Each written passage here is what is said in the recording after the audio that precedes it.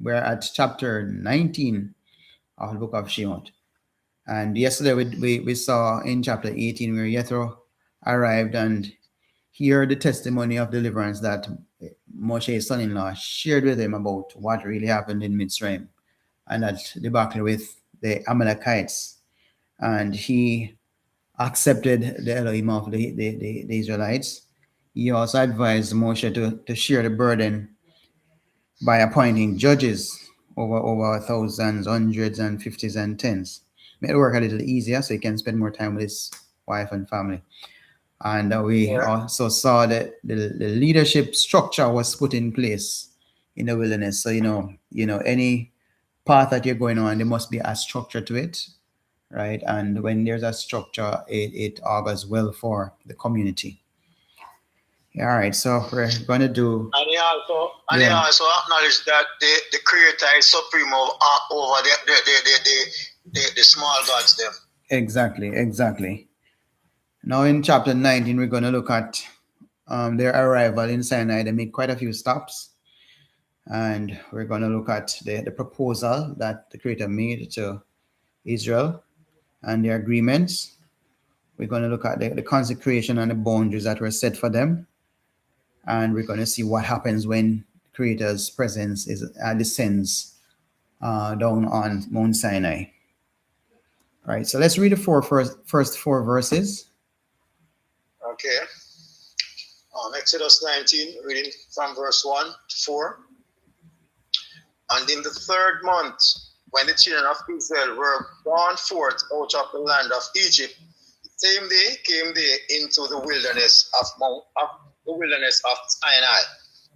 For they were departed from Rephidim and were come to the desert of Sinai, and had pitched in the wilderness, and there Israel camped before the mount.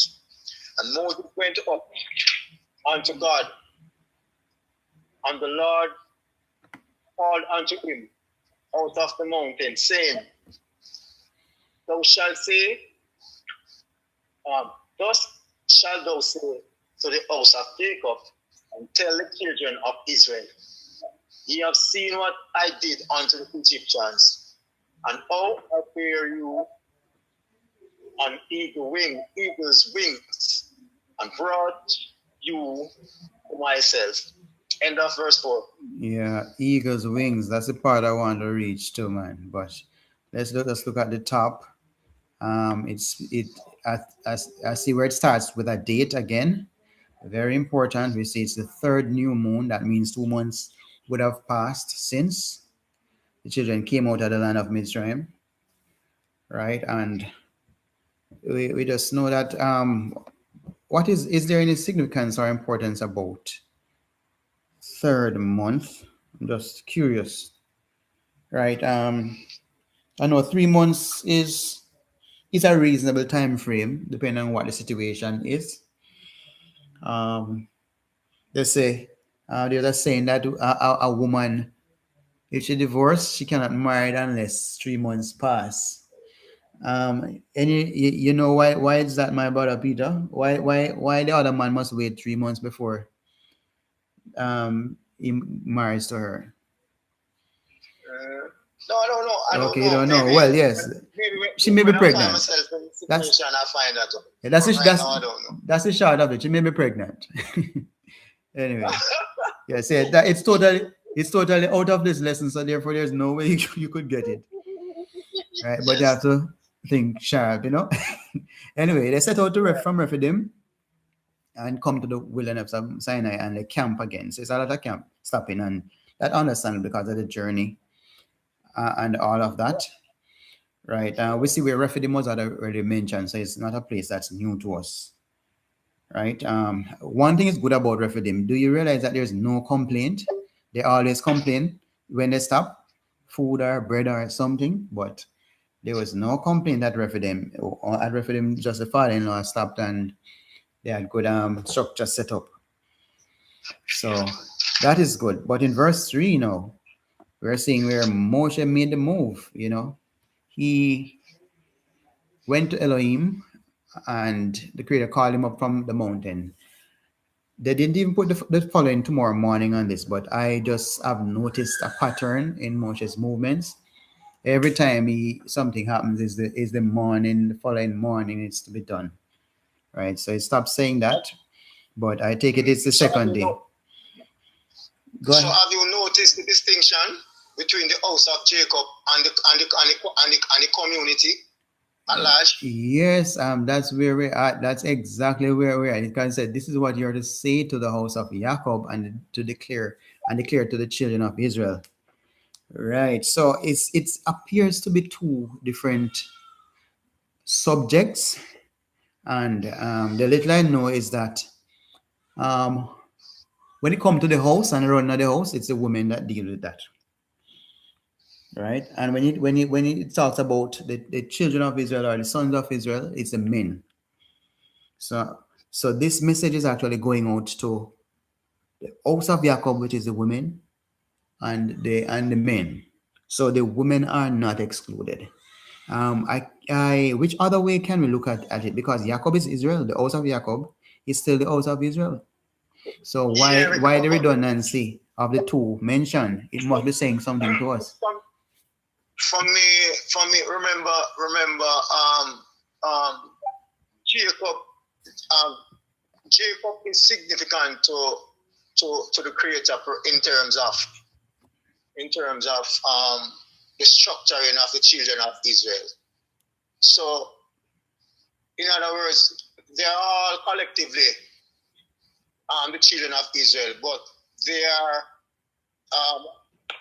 my choice of words. The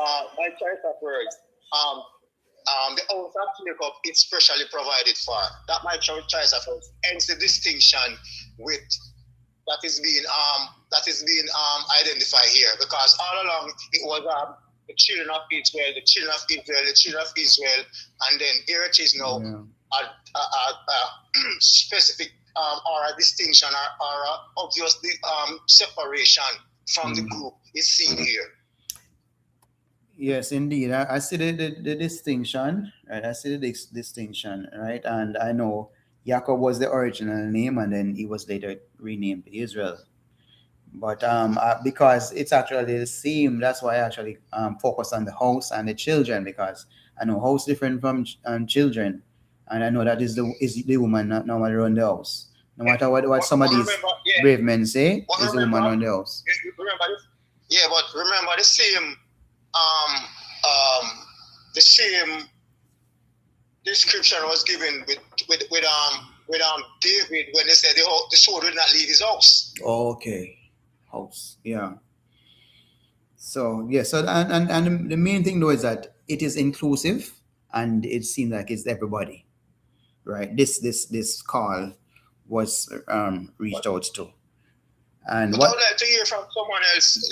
What is their take on it? Because Okay, we have our beautiful sisters joining with us, all five. So let's hear what is the perspective on the house of Jacob and the children of Israel.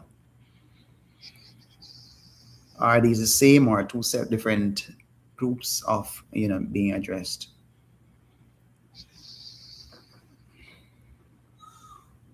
Well, if it be, they will. Yes, go ahead. It was said in the recent chapter that there was a mixed multitude that came out with them. And so I think they classified those, all of them, as the children of Israel, right? Because they're still with them. They came out of Egypt with them, they were rescued with them, went through the Red Sea with them. So these are called the children of Israel, even though they are not the biological children of Jacob. So the house of Jacob would be his biological descendants. Okay. But I think here, when it's mentioned in Israel, it's also mentioned in the people that came with them from Egypt as well. Okay, so I remember there are persons who joined because they saw the miracles that were wrought, and they would have be a part of the house. Even servants would be a part of the house, and they are not necessarily children. You have adopted people as well, so it could be looked at in either ways. But one thing is sure, it is inclusive. And so this was a message for everyone that was on the track to redemption that was delivered. But the message no, it says, "You have seen what I did to the Mitsrayites, and I bore you on eagle's wings and brought you to myself."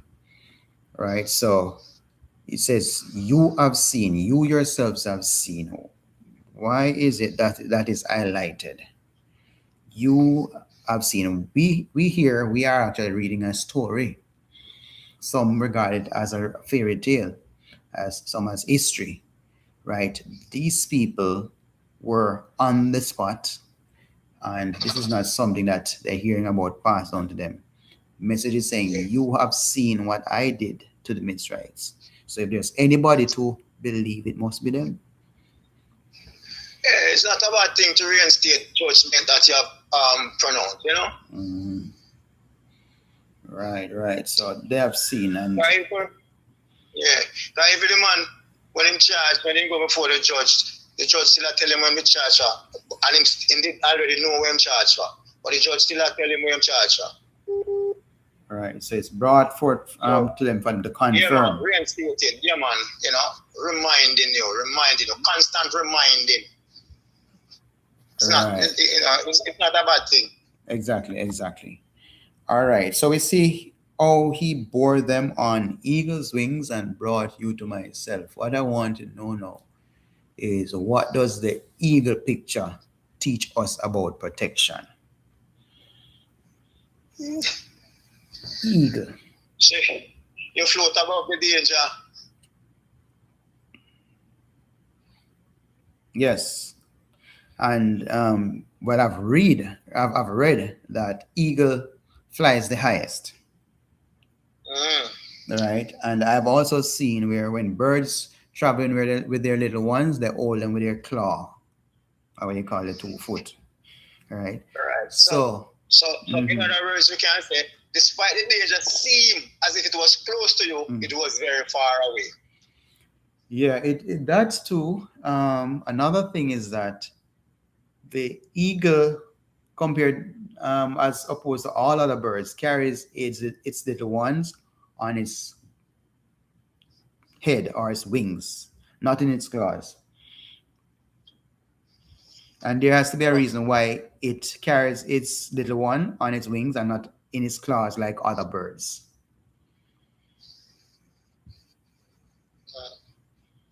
All right. So what happens is that when a bird actually protecting its little one, if it knows that there are other birds that fly above it, other birds can actually fly down and pick off the little one off their wings, because they do not fly the highest. But with eagle know that it fly the highest. So therefore there's no threat from behind or no threat from above. And so it puts its little ones on its wings.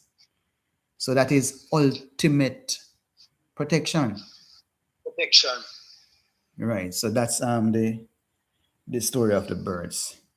And if the creator is the one that's actually saying this, he's actually saying that, he is taking the it first. So if somebody was to shoot an arrow up there, all the other birds that carry their little one in front of them or below them, the little one would be exposed to the danger.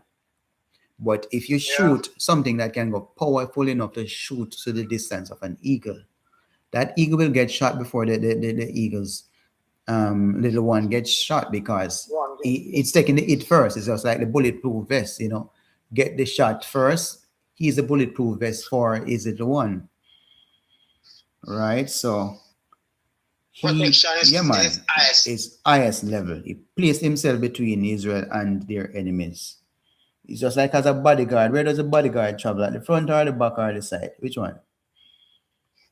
Well, it depends, if 4 of us, we put the VIP in a box. We have a black box plan. If a 3, we have a triangular plan.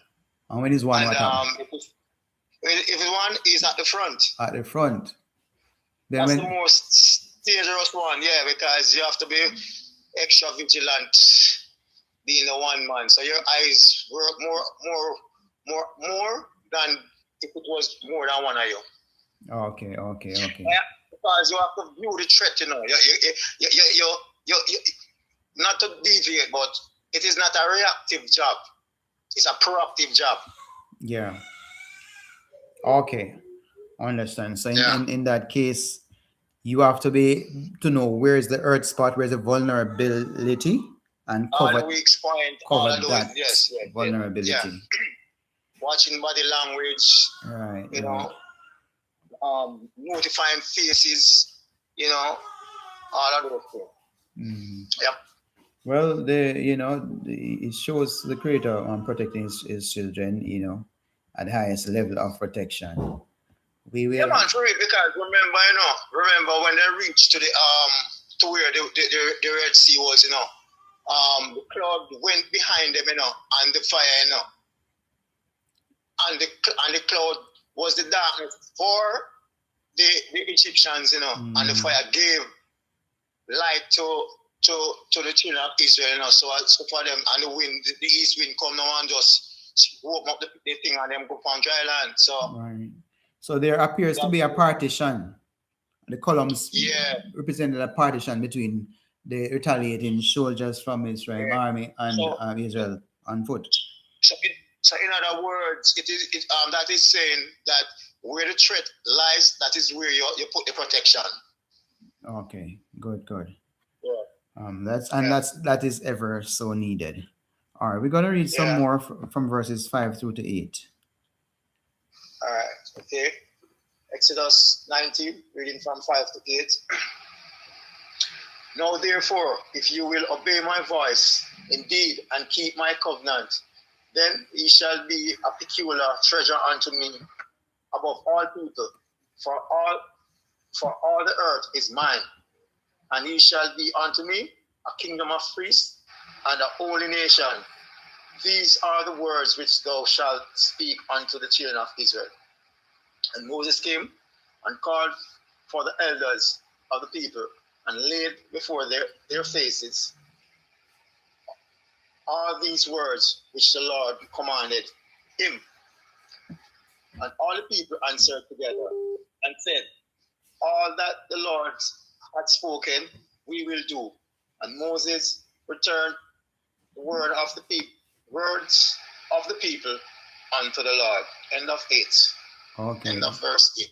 Thank you. And those are popular words. All that the Creator said, we will do. We will do. So easy to say, and mouth can talk anything. Yeah.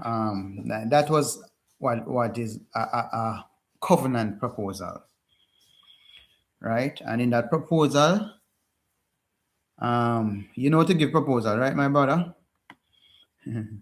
we men, we have to give proposal, and whenever we find we are very attracted, and we are convinced. What do you mean proposal? Proposal, like go down on your knee with one knee and. No, I didn't. No offense or anything, but I didn't go on knees. I didn't do that. Okay. All right. Well, that means you went prostrate then. I was sincere. No, of course I was sincere, but I didn't bend no knees. Okay. Well. Nor did I do the cultural thing that is being done at the you know what I'm talking. I didn't do that either. And you didn't go flat on your belly. Okay. All right. So. Exactly. That's what I'm saying. I didn't do that. Okay. Very private. Well, I won't say what you said, but I can say my proposal was accepted, and I said all the nice relics. Love me alone. You are my one and only. There's no one in the world I love but you all. Everything. Right? So that's what here now though the Creator is saying.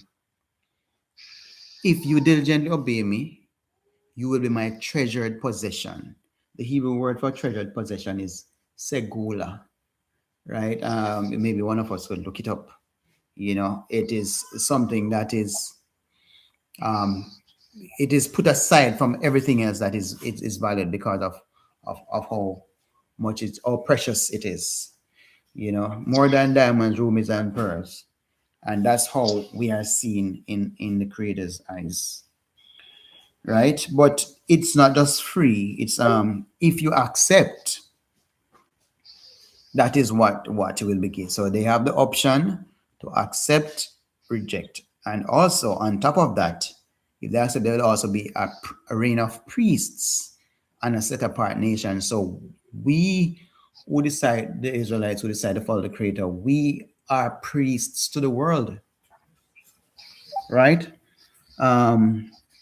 The priest argument always comes up when they talk about offerings and keeping the feast days, and we don't have a priest and all that, right? But it says we will be priests and we'll be a set apart nation, and we have to. I would not wrong any of us to see ourselves in that position as a priest. So you see why the proposal was accepted, though. It sounds good. Great expectation. Very good. So the expectation of what was verbalized sounds good. Yeah. And with that, we accept, because it's more than plausible. It's nice, pretty, it's special. Right. And I'm trying to remember if this is the first time the proposal is being made to Israel. Is it the first? Okay. Right, because remember, not one question was asked, You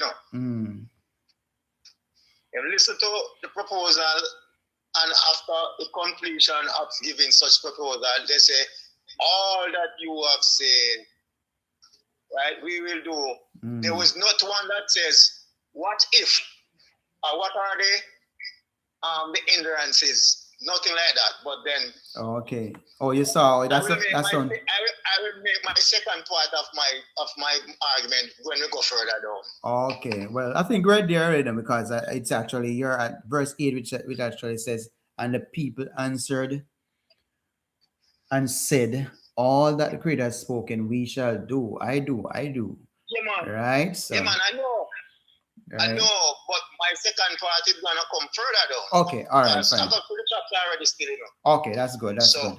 All right, but so the second part of my argument, I will put it forward. Yeah, not a main point, but in 7 we see where Moshe, his leadership skills, he included the elders, and it's not the first I'm seeing him including the elders and set the word before the people.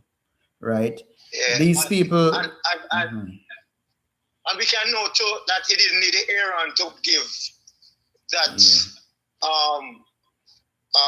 proposal to the people or pass it on to the people. He did it himself. That's right. And remember, Aaron was a priest, and they both are from the tribe of Levi. And when I think about this, I'm saying, if I'm not from the tribe of Levi, do I need to be in a role that teaches the Torah and do the, whatever the Torah instruct, and I'm saying, we must decide, we if we decide to obey the Creator, we have the opportunity to become a kind of priest to the world. In terms of sharing his knowledge, and we should take some time to find out what kind of priest we can be.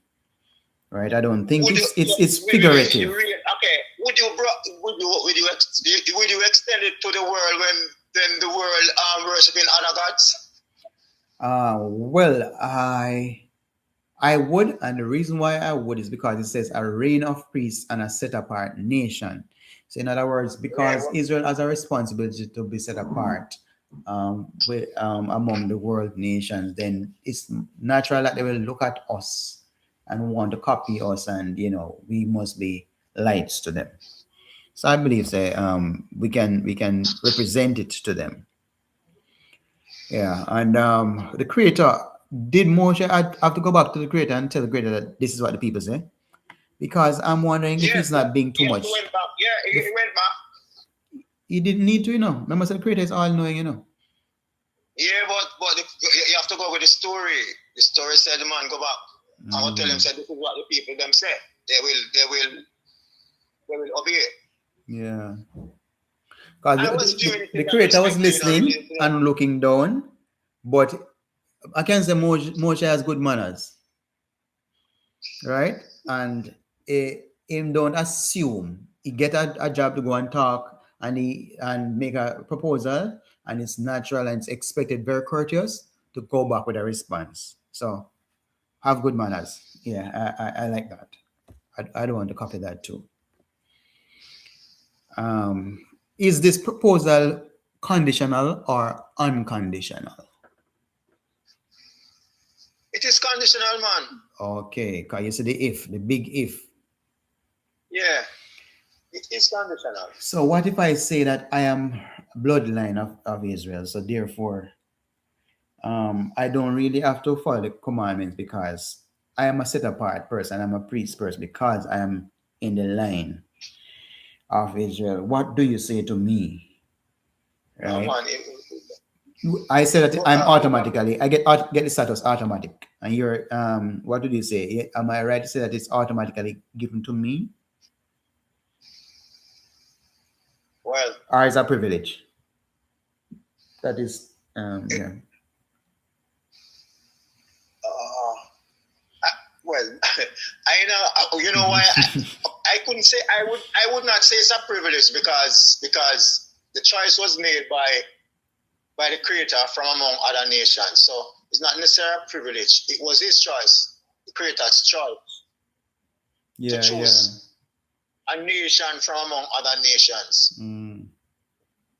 So I wouldn't say it's all the doing of the Creator, not them. The only thing that they got conditions as to how to behave or how to act. Mm. You understand? Okay, and it's So all their them. responsibility. So their responsibility was merely obedience. Obedience. Nothing more. That's right. And if you're obedient, you can be priest. And you know, I didn't even realize, it just came to me just now that the Levitical priests weren't ordained and appointed until later. You know, so at this point, the priests didn't get, well, if it is in date order, right, date order, the priests didn't get the commission to be priests and operate in an ark that is not yet constructed. So I guess originally everybody was to be priests then, if it's so. Right, so we have the opportunity to be a priest. No. Remember, say, wait. Remember, say them never get no something there, they were the ones who never get any inheritance. No, yeah, they were the one who never get any inheritance. When the father was handing out things. Right. Yeah, I remember. Sister, Aisha wants to say something. So. Yes, I want to say that, remember, he said the firstborn, everything that opened the matrix would be his. So this is the order they have for now until the priest would be settled. Okay, that clears it up. Until, so it changed. And would you say it is a change? Because we still discuss whether how the creator does things change or it remains or whatever. So I'm just thinking. Not change, but systematically done. All right, systematically, I like that.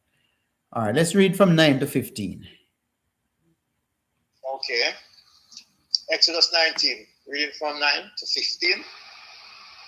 And the Lord said unto Moses, Lo, I come unto thee in the thick cloud, that the people may hear when I speak with thee, and believe thee forever. And Moses told the words of the people unto the Lord. And the Lord said unto Moses, Go unto the people and sanctify them today and tomorrow, and let them wash their clothes, and be ready against the third day. For the third day the Lord will come down in the sight of all the people upon Mount Sinai. And thou shalt set bounds unto the people round about, saying, Take heed to yourself that ye go not up into the mount, or touch the border of it.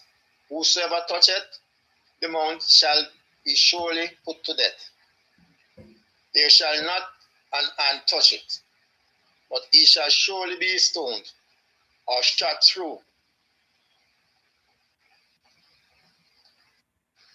whether it be beast or man, it shall not live.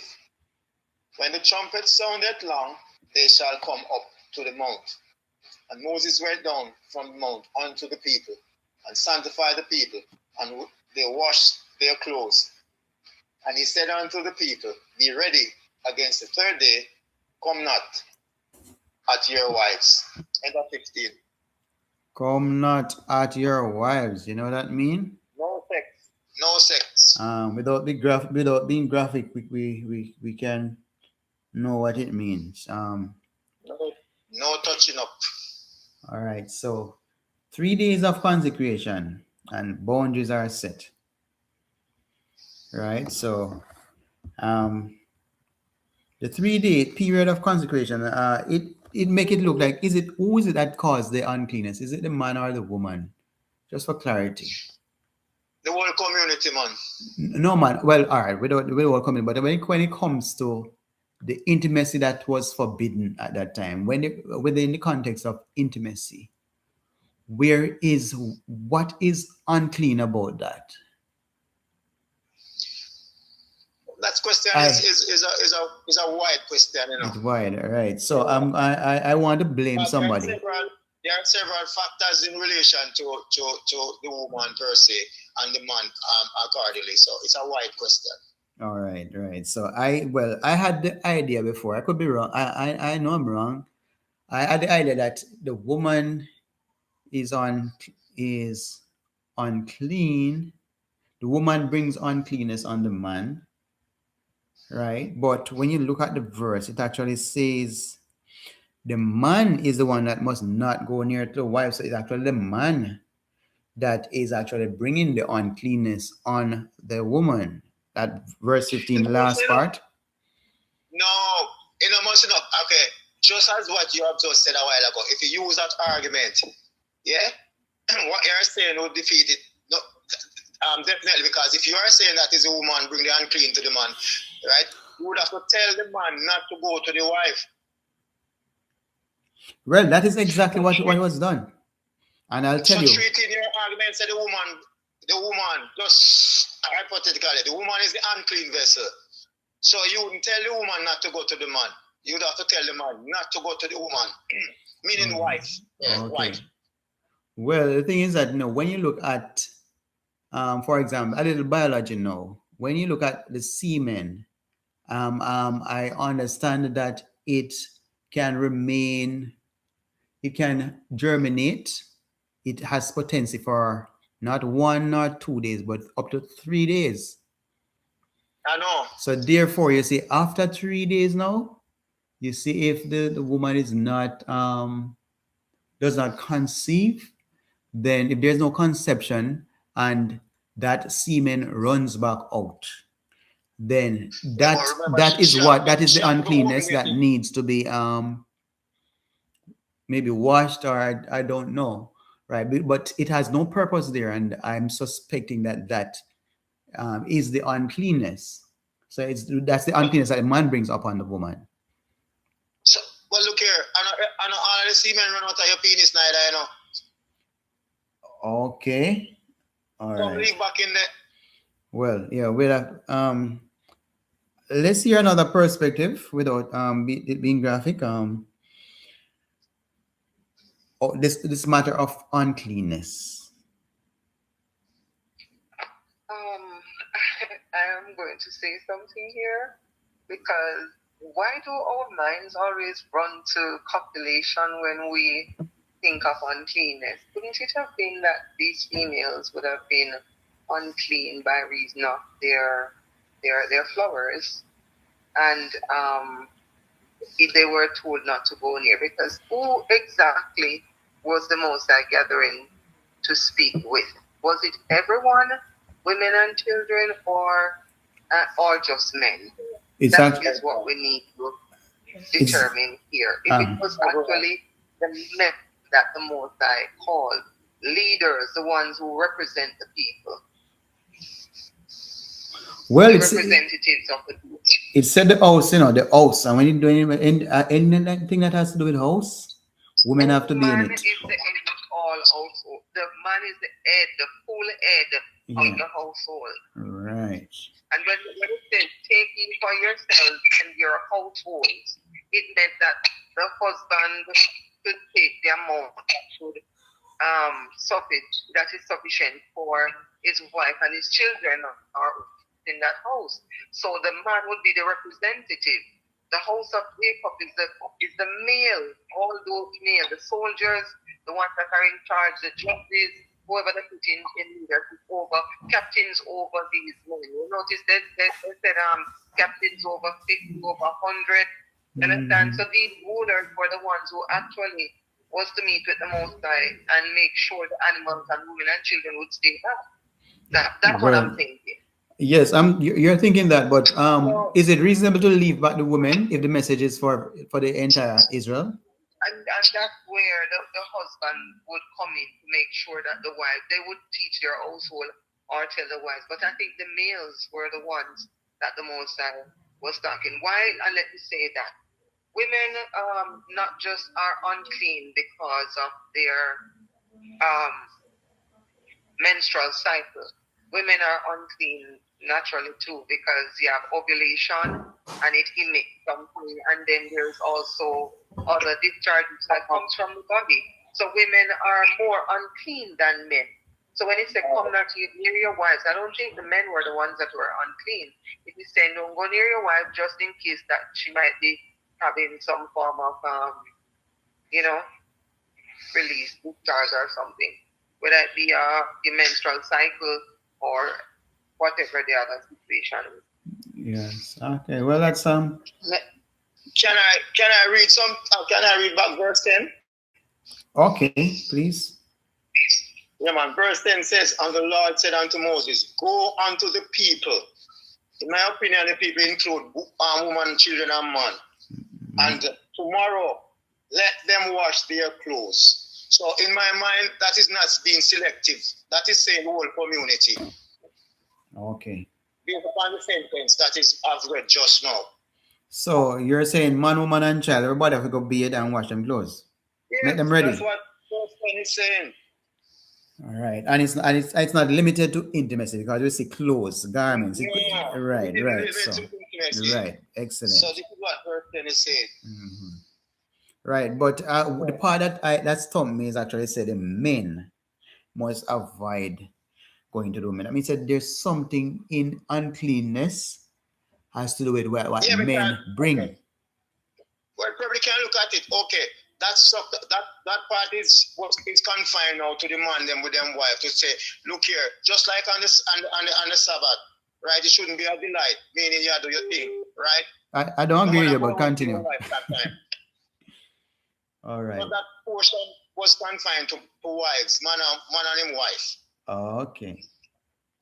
All right. Well, we want but the thing is that no, it's a very sacred moment, of a special moment where the Creator Himself coming down, and so everybody must ready up themselves in terms of cleaning, and also it's going to be a place where power will be demonstrated. And another thing that is pointed out, because we don't want to spend all the time on the uncleanness of or who caused it, but just to say that there was a border too in verse 12, that border line where nobody must not touch. You ever hear about electrocution and electricity? You know, where you say high power voltage, don't go near that part. Right, if they go near that part, they can die. Right, and so it's a take heed to yourself that do not go up into the mountain or touch his body. Whoever touches the mountain shall surely be put to death. So it's like a spiritual electrocution or a warning, right? It's a place where nobody must be invited to go. It's like called the holy or set apart zone, right? And just in case you think it's a light thing, I think it is even repeated in verse 13 or extended to say that if I untouch it, he shall not live. Let them not come to your mouth. And the Creator is like I deal with them like children. You tell a child don't touch something, and the moment you tell him don't touch it, you know what will happen? there's a natural temptation and inclination to touch it. So I used to hear the song say, "This sin, not touch it. That sin, not touch it." Right? I used to find it funny, that song, but then it's very important to have borders and boundaries. Right. So Moshe, did we read verse 14? Yeah. I do not know how many times he went up the mountain and come up the mountain or far, but in verse 14 it actually is saying Moshe He came went down. down. Right? I mean, say he was up there. And when we're gonna realize how many times he went up and down, that man must be very fit. Right? And then we touched 15 already that said abstain from, well, do not come near your wife. Right?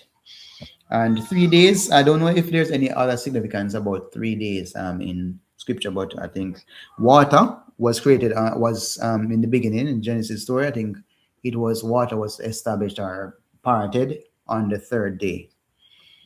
So I guess that actually helps too, because if you're dirty, you You mean can, the firmament? yes, something like that. Yeah. Why is there such a harsh penalty for touching the mountain?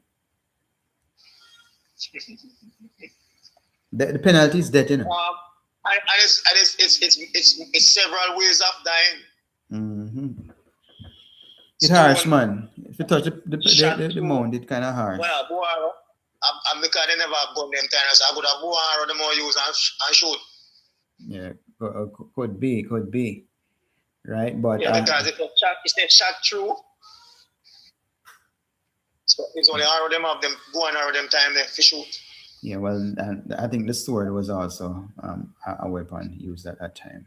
Yeah, man, but you can't shot a sword. You shoot do arrow. That's why I said that the operative word is shot through. Okay. Might have a different translation here, but that's what we see in mind. That's what in what verse? Oh, the 13? 13. Oh, yo, bad. So I go up and down. Yeah, go up and down. Oh yeah, man. It says arrow. So yeah, go up and down like Moses. It's the same thing, and he must be a very strong guy doing all these movements. But in terms of the holiness aspect, we have to recognize that the Creator is holy, and when it comes to things that related to Him, it must not be we must not treat it casual, like an ordinary thing. Yeah. You know, we must approach the Creator with respect, and seeing that He's the one that protect the people from judgment. There's a group that I know when they pray, the person he actually prays and asks the Creator if he can approach Him. So he like say, "Oh Father, may I approach you?" And then he would wait maybe 30 seconds or a minute, and then after that, then he will continue his prayer. And I found it unique, right? Yeah, that but it must be something regarding the holiness of the Creator or certain partners why he is actually starting his prayers like that. Yeah, man, but it's a two-part. It's a two-part thing, because it's also protecting you. Yeah, ourselves. Yeah. I mean, tell you, say if you touch your fire, you'll get burned. I'm also protecting you. So I'm gonna leave you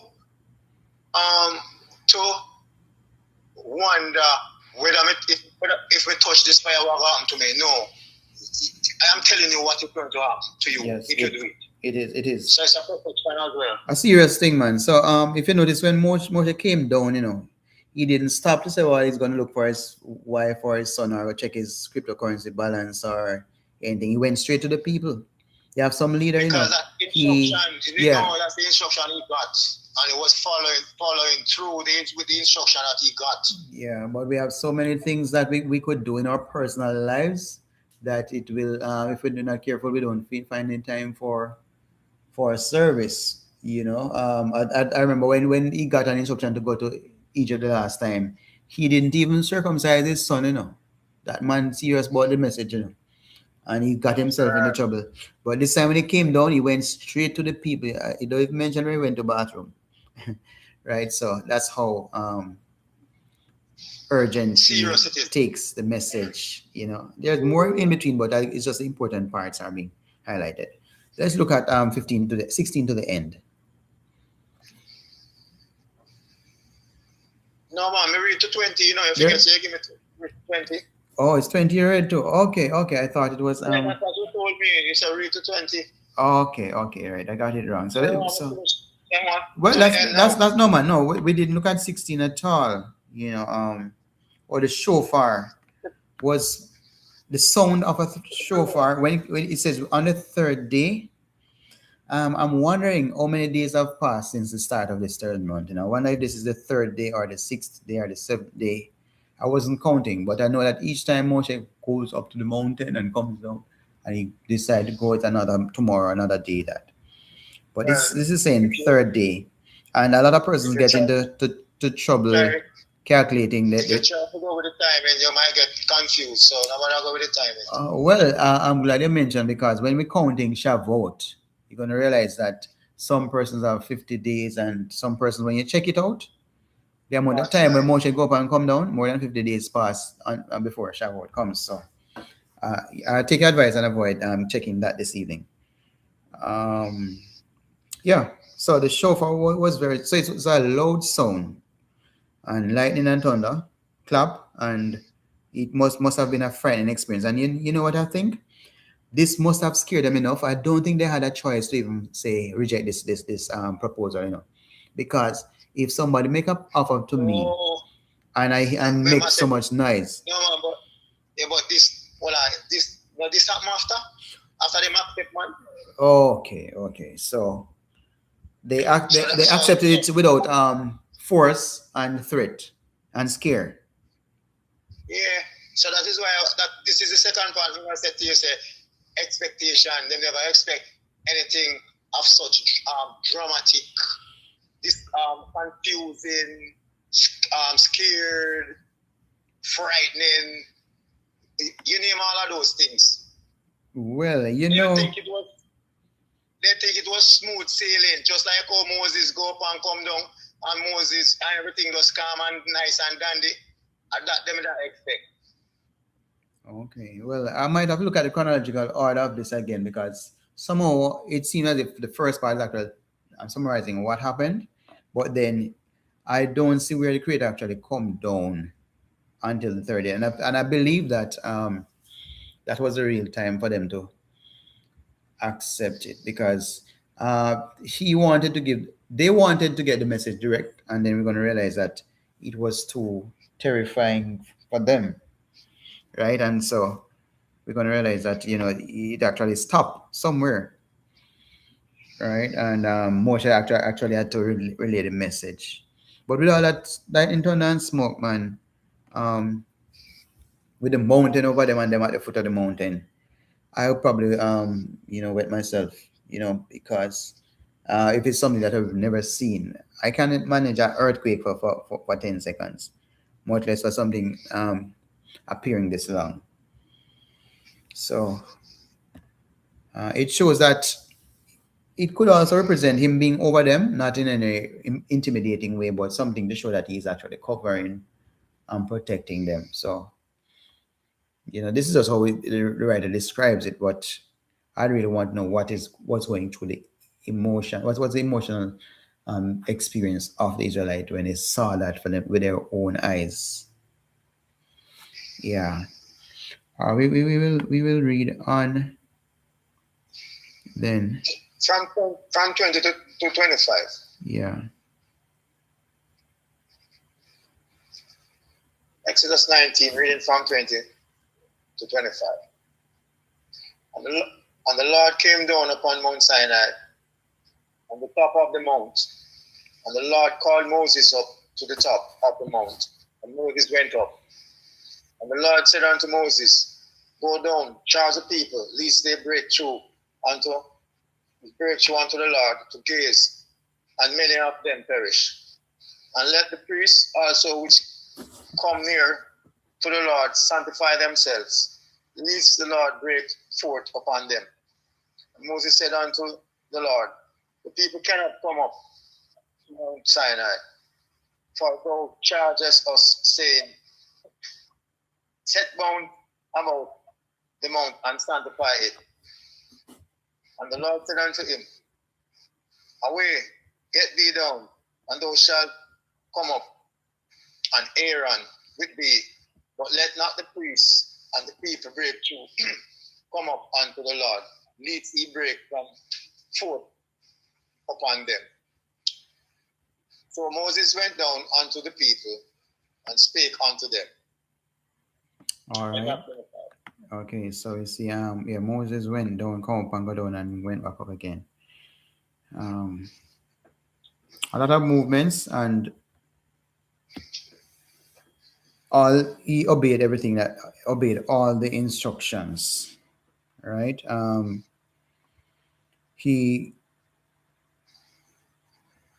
I cite something in this, Yeah. It made me laugh. What part? When you reach the man, when you reach 23, they just do what point out what I say. Okay. All right, so we had started reading back from 20, you said? Yeah, man, 20 to 25. That's where. Okay. See, as the Lord came down upon Mount Sinai. He came down. Off the mount. Yeah, the Lord came down. Right. Remember, saying let's set up the little barrel, the smoke, and then whatever, the protective shield to come down. And when he came down, you know that he actually sent another warning again to send to the people. Yeah, man, and look what Moses said. That people made a laugh. And him bad up, well, when I say bad up, him chastise him. Because here Moses now, and Moses said unto the Lord, the people cannot come up to Mount Sinai, for thou chargest us, saying, set bounds about the mount and sanctify it. And the Lord said unto Moses, away, get thee down, and thou shalt come up with Aaron. Yeah. So that was not subtle. That directive was not a subtle one to Moses. Yeah. You and Moses, come, go down, go home. Said, and then come back up again. That was very, very, very, very it's sharp. stern. Yeah, man. He said like say, wheel and come again. Go down and come back. Come on, get me down. All right. So you understand? It's for a reason, but most of them are complaining because he was a very fit man. And so when you're in the service for the Creator, you must be physically fit too. I don't believe you should be just studying the word. You must do your exercise and your push-ups, my brother. But I believe sometime when Moses is supposed to be silent, he might talk. Oh. You understand? And everything, he react to everything. Mm-hmm. Well, this is the same guy that said that he was not good at speech and all that or something. Right? And you realize some people who say they can't talk, a chatterbox. Yeah. So Aaron is invited though. Why is Aaron was invited at that time? Yeah, because he was always in that priestly position. Yeah. He was always, and see what it says. Let not the priests and the people. So here it is now. Film position or film role has come into play. Mm-hmm. Right there. Yeah, well, I mean, he was persistent and he did his job, very in a committed way, right? And that's how a mediator must operate. A mediator doesn't really talk one time and go back one time and then that's it. Today, nowadays, what people call mediation is really, you could actually do without it. It's just for pay. But a real mediator will go 8-7 times just to get two parties to come to an agreement or to make it smooth. For whatever to be communicated or for the problem to be solved. Yeah. All right, so that is good of Moses, a very exemplary, and we deeper warnings. I think it's very important, and that was one way to guard the people, and even the priests were warned too. Do not let the priests. Right, that's what I was saying.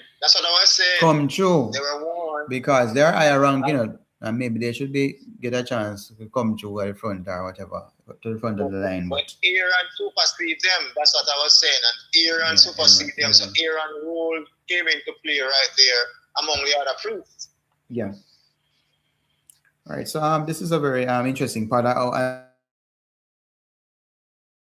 think we all know that the next chapter will be 20, where the 10 Commandments are stated, right?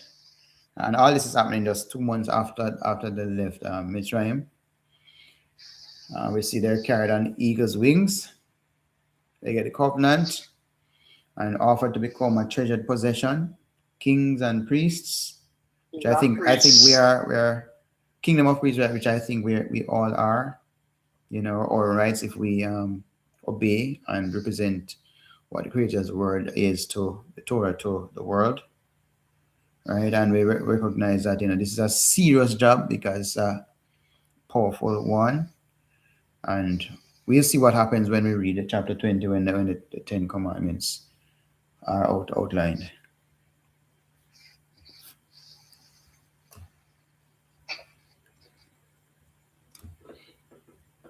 All right, so that's it for this chapter. And I trust that we'll continue to do the reading on our own and share what